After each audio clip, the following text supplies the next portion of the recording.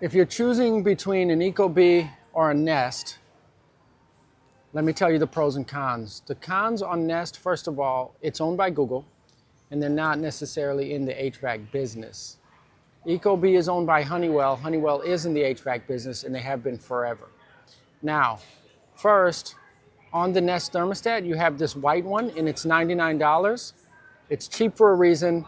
This one is usually broken out of the box or when you put the wires in because the internal parts of this white one are plastic. If you're gonna go Nest, go with the black one. The internal parts of the black Nest thermostat are actually metal, and these ones are a lot more hardy than the white ones. Now, once we've eliminated this one, let's talk about the difference between Nest and Ecobee. Now, Nest is pretty much just set on energy savings. What they do is take away a lot of the controls that you have. Now this is a new Nest. This is brand new, haven't seen that in action, can't comment on that. Nest takes away a lot of your functionality because it's just trying to save you energy, period. I like to be in control of my HVAC system.